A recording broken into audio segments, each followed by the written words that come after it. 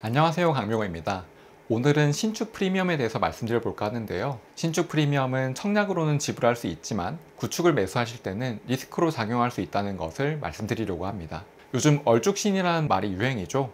얼어 죽어도 신축이라는 건데 실제로 신축 아파트 가격도 정말 높습니다. 이번에 분양한 서울원 아이파크만 보더라도 월계동이 평당 2,600만 원 정도 하는 동네인데 신축이라서 거의 4천만 원에 분양을 했으니까요. 구축 대비 50% 이상 비싼 가격인데 과거와 비교해봐도 신축과 구축 간의 격차가 크게 나고 있습니다. 신축 프리미엄은 요 근래 5년 정도 기간 동안 꾸준히 높았는데 이 기간 동안 서울의 공급량도 많이 줄었고요. 경기도에서도 선호하는 입지에 대한 공급도 많이 줄었습니다. 숫자만 보면 공급이 충분하다고 보실 수도 있는데 2010년대 후반 기점으로 서울이든 경기도든 선호하는 지역에는 공급이 많이 줄었습니다. 이렇게 신축 공급이 줄어들다 보니까 신축 아파트가 희소해지잖아요. 그래서 신축 아파트의 가격이 예전에 비해 구축보다 더 비싼 수준으로 형성되고 있습니다. 저는 이거를 신축 프리미엄이라 보고 있고요. 주택 가격의 핵심은 결국 수요와 공급이거든요. 신축 공급이 줄어들었고 또 신축 수요는 나라 경제가 성장하기 때문에 유지되거나 아니면 늘어나고 있는데 프리미엄이 형성이 되고 유지되고 이제는 그게 늘어나고 있는 상황이라고 보입니다. 신축 선호 현상이 하루아침에 일어난 건 아닙니다. 신축 선호 현상은 10년, 20년도 더 전부터 있었던 거거든요. 사실 우리가 새 집을 안 좋아하는 사람이 없잖아요. 달라진 건 신축 프리미엄이 과거에 비해서 많이 커졌다는 거고요. 한 10년 정도 전에 신축 아파트 선호 현상에 대한 예시를 하나 들어보면 신축 아파트 입주장이 있습니다. 과거에는 신축 아파트 입주장이 되면 전세 시세가 거의 떨이만큼 싸졌거든요. 이때 전세로 들어오시는 분들 말씀을 들어보면 굳이 이사 안 하셔도 되는데 신축 아파트가 좋아서 이사 오신다는 분들이 되게 많았습니다. 그러다가 2년 뒤에는 전세 시세가 많이 올라가기 때문에 또 다른 신축 아파트로 넘어가는 현상들이 빈번했습니다. 그만큼 신축 아파트는 많은 사람들이 선호하는 상품이기는 합니다. 물론 요즘에는 이렇진 않습니다. 계약갱신 요구권이 들어오면서 전세 시세를 많이 못 올리게 되어서 신축 입주장이라고 하더라도 전세 시세가 많이 빠지진 않고 신축 아파트만 찾아다니시는 분들이 많이 줄어들었거든요. 요 근래 5년간 달라진 거는 신축 아파트 가격이 구축에 비해서 너무 비싸다는 거고 거기에 대한 핵심은 선호하는 입지에 신축 공급이 줄어들어서 발생한 품귀 현상에 가깝다는 겁니다. 그러면 우린 여기서 이 비싼 값을 지불할 필요가 있는지 한번 따져봐야겠죠. 저는 투자할 때 어지간한 프리미엄은 지불하지 않습니다. 심지어 초역세권 프리미엄도 저는 가급적 지불을 안 합니다. 프리미엄은 우리가 제어할 수 없는 요소이고 그렇기 때문에 잠재적인 리스크이기 때문입니다. 역세권이 장점만 있다고 생각을 하시나요? 그렇진 않습니다. 역세권 근처에는 음식점이 생기고 술집이 생기면서 교육 여건이 나빠지기 때문이에요. 아파트는 3, 4인에 교육이 필요한 자녀가 있는 가구가 주 수요층입니다. 그래서 이분들에게는 초역세권이라는 것보다 교육 여건이 훨씬 더 중요한 요소입니다. 사실 초역세권 아니라도 사는데 지장이 전혀 없잖아요. 물론 이 말이 초역세권 아파트가 더 싸다는 건 아니고요. 당연히 비싼 것도 맞지만 그건 입지가 아니라 아파트의 상품성으로 보는 게 더 적절하고요. 핵심은 아파트 주 수요층에게는 초역세권이라는 것보다 교육 환경이라는 게 더 중요하고 초역세권이라고 하는 거는 일종의 프리미엄이 됩니다. 상품성인 거죠. 저는 그래서 프리미엄을 지불할 돈이 있으면 입지를 높여갑니다. 수요의 핵심은 아파트의 상품성이 아니라 어느 지역에 있냐인 입지이기 때문입니다. 여기에 다른 유형의 프리미엄도 있죠. 조망 프리미엄이요. 한강 조망 프리미엄이나 분당이나 용인에 가보면 탄천 조망 프리미엄이 있는 아파트도 있습니다. 저는 전혀 지불하지 않고요.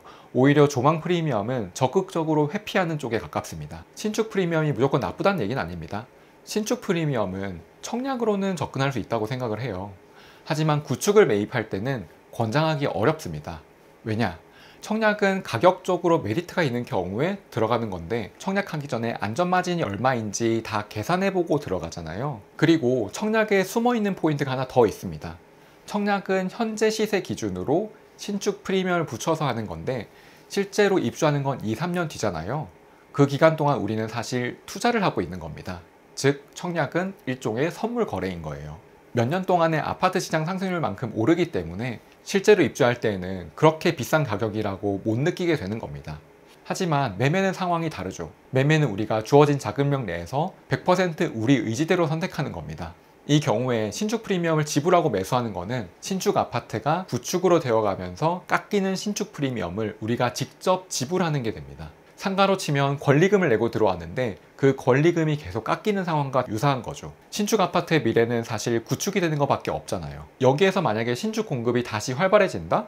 그러면 신축의 희소성이 낮아지면서 신축 프리미엄도 더 빠르게 깎여 나갈 겁니다. 희소성이 희석이 될 거니까요. 그러니 신축 프리미엄은 감가상각도 되고 희소성이 낮아지는 잠재적인 리스크도 있다고 볼 수 있는 겁니다.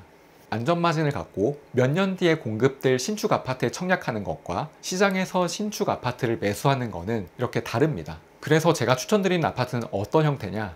그 입지에 맞는 10년에서 20년 정도 된 아파트, 조금 더 멀리 본다고 하면 2000년식 이후 아파트 중에서 엘리베이터와 지하주차장이 연결되어 있는 아파트를 매수하시라고 말씀드리고 싶습니다. 그게 그 입지에 가장 기준이 되는 가격이라고 생각을 합니다. 신축 아파트에 들어가는 거는 신축 프리미엄을 지불하면서 거주를 하는 겁니다. 집 낼 때 여러분 대출을 다 끼고 들어가시잖아요.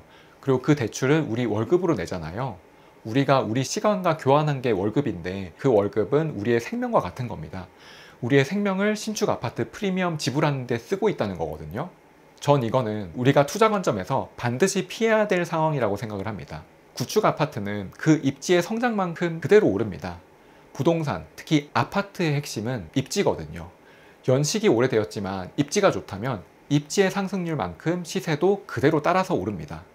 10년 넘은 아파트는 사실 누군가가 신축 프리미엄을 이미 지불한 상태인 겁니다. 그 입지에 대한 가치만 남아있는 상태인 거죠. 현실적인 비교를 하나 해볼까요? 옥수동이나 금호동에서 아직 10년이 안 된 준신축 아파트에 들어갈 돈이면 도곡동에서 20년 정도 된 아파트에 들어갈 수 있습니다. 옥수동, 금호동 당연히 좋은 지역이죠.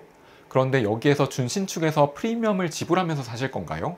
아니면 도곡동에서 단물 다 빠지고 감가 끝난, 그런데 지하주차장이랑 엘리베이터 연결되어 있고 초중고까지 다 보낼 수 있는 구축에서 사실 건가요? 어느 정도 답이 보이시죠? 구축 아파트가 안 오른다고 생각하실 수 있지만 도곡동에 있는 아파트가 구축이 20년 넘었다고 해서 가격이 안 오를까요? 직장 가깝고 초중고 다 보낼 수 있고 학군도 꽤 괜찮죠. 주차장도 부족하지 않아서 여러 편의 여건도 잘 갖춰져 있는데 당연히 오를 겁니다. 이렇게 생각을 해보면 신축 프리미엄을 지불하는 것보다 그 프리미엄을 지불할 돈으로 입지를 올려서 구축으로 가시는 게 실거주랑 투자 모두 이득이라는 것을 알게 되실 겁니다. 초역세권 프리미엄이랑 조망 프리미엄도 마찬가지 맥락에서 바라보시고요. 투자를 하는 과정에서 모든 리스크를 다 알 수는 없습니다. 갑자기 생각도 못한 리스크가 터져 나올 수도 있어요. 그렇기 때문에 우리는 알고 있는 리스크는 최대한 많이 예방을 해야 됩니다.